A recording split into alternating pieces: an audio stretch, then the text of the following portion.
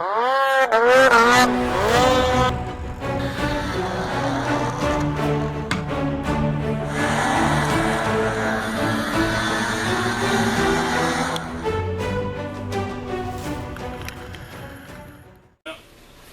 got in, we can test it out here, see how it works. Nice and smooth.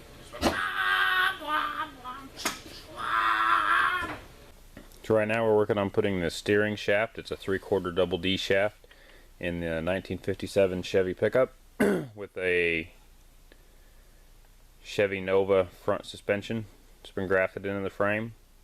This is what I've got done so far. I've got the shaft coming off the steering rack, going up through a Heim joint that's been tack welded to the frame for now, because I gave it the right position. I got threaded rod ends so that I can adjust it in and out as needed, and could put a pipe on there too if I needed extra length. But this is where we're at right now, and we're going to work on the steering column, getting it set to the right length. But we need to go inside the truck to make sure the steering wheel is at the right height. Okay, so before we set the steering, cut the steering shaft for the length it needs to be, first you need to get in and set up the height that you want it at for driving. So you got to figure out, you don't want it too high or too low, in too close. That actually feels like it might be a little high. That is too low. And also set it to where, set it so that you can see your gauges. You're not blocking in your gauges if possible. So I think that'll work good. So I want to leave that there. Okay, so now we got the steering wheel set to the height we want it.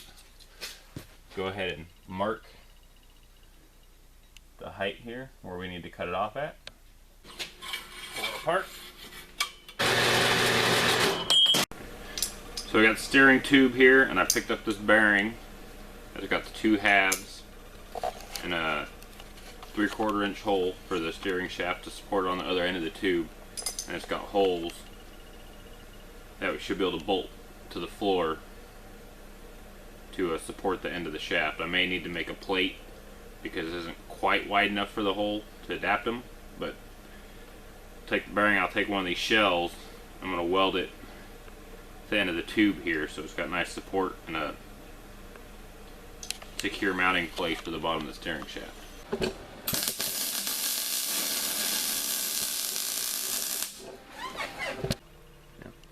So a couple welds around the outside there. We'll weld it all the way. Well, then we know that's going to work right.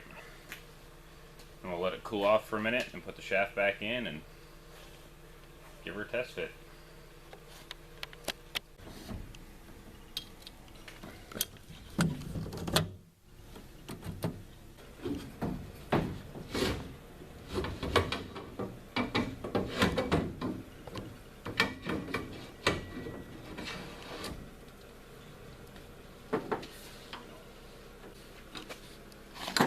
Check how it's sitting.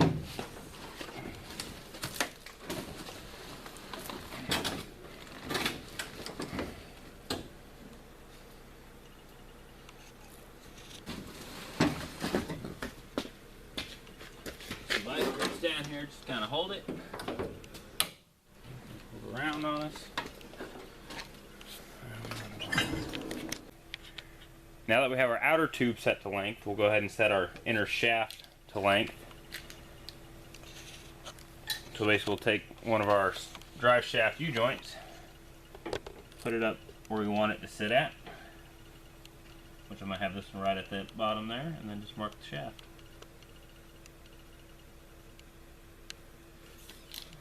We'll throw that on the bandsaw and cut it.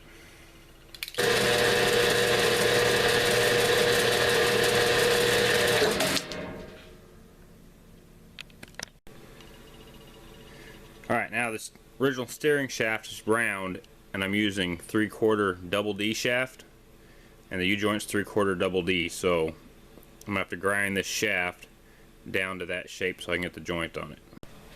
Alright, I'm going to mark the shaft to see so I know how far up to go, marking it with the double D.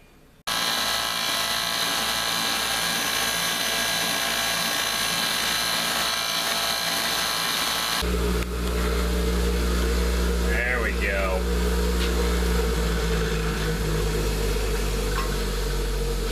One D shaft, or double D shaft. Everybody likes double D. Now we get to find out if I have to buy more parts or not.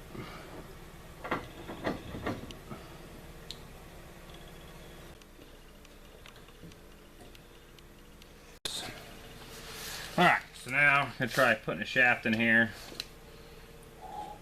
Seeing how it works out. Hopefully good. I'm concerned about the angles.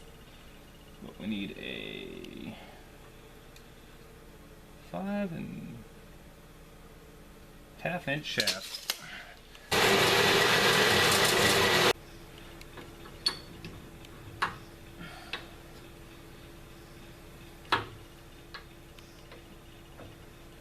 I'll be able to slip these together.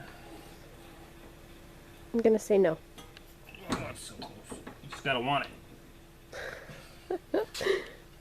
Okay, prove me wrong.